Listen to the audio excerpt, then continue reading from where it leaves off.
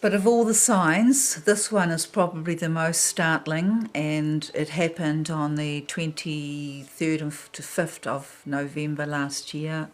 And it's actually, we took the first video the first night.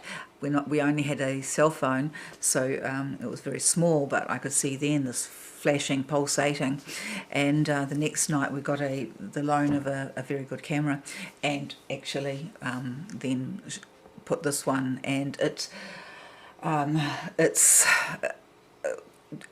just remarkable, you know. And what we've noticed now also in one of the versions, which we hadn't noticed before, is that not only does this thing pulsate and it literally explode, you know, we're not using a zoom at all, my husband's just holding it still, and this thing is just going like this, but also there's a sound that seems to be associated and in sync with those pulsations.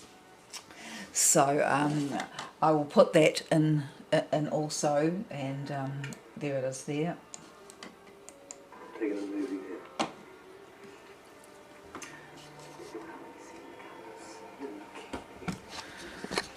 Try and take this off. Just forgive me for a minute.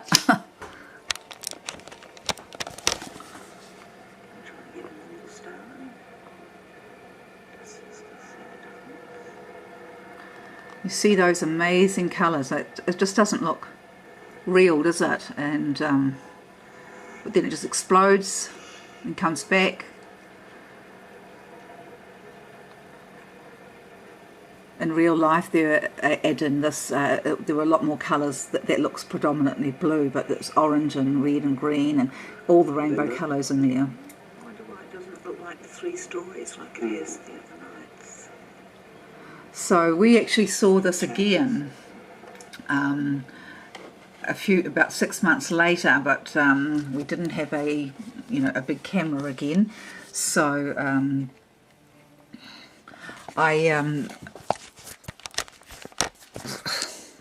this is going to look great, but anyway, sorry about all this. This is the best that I can do. I don't know how to video off a screen or anything like that. So what else can I tell you? Okay, so now really I just want to read what I read from the Bible. I've got this amazing, this is a 180-year-old Bible, and it's just my pride and joy. And I used to read it a lot before I had got the internet like this. So I miss out a lot, because this was written 180 years ago, and the commentaries are by a couple being called Scott and Henry, and they were so close to the time of the Reformation that they understood the power of the blood of what the martyrs went through, and they had the historical understanding of the Waldenses and these people that literally had to run for their lives, as my own family did. They became Lutherans and they had to leave Germany. They had great vineyards there. I think they were Falkenbergs, and actually they owned the whole town. But these people, anyone that had faith, had to just escape the tyranny of the Roman Catholic Church, had to give up everything. And this is what the Revelation is talking about.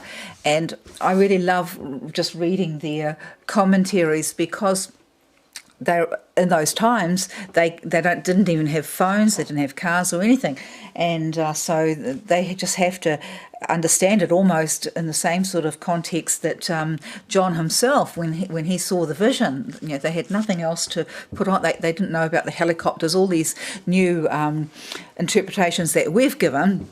You know, they were just, you know, miles away from that. So you know, sometimes, you know, they really sort of make a lot more sense out of things. You know, everyone's waiting for these 2 witnesses, but they just speak of these 2 witnesses as the church, because they know how important it was what Luther went through. And the thing that I am struck by is probably because I have spent so much time in the old things, old books, and these old commentaries, that I have an old spirit, really, I suppose. You know, I think like that, and I come from a family who, you know, were very you know, very Protestant.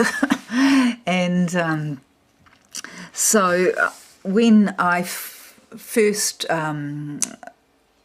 started realising, when I first saw the connection between the Feast of Trumpets back in 2010, 10 or 11, I haven't got my notepad, but it was when we had the first earthquake in Christchurch, New Zealand, at the same time that the Pope, for the first time in history, walked over the graves of the martyrs, which I believe is what is spoken of in Revelation, and when the martyrs cry out. So I'm going to just find that and read it out to you.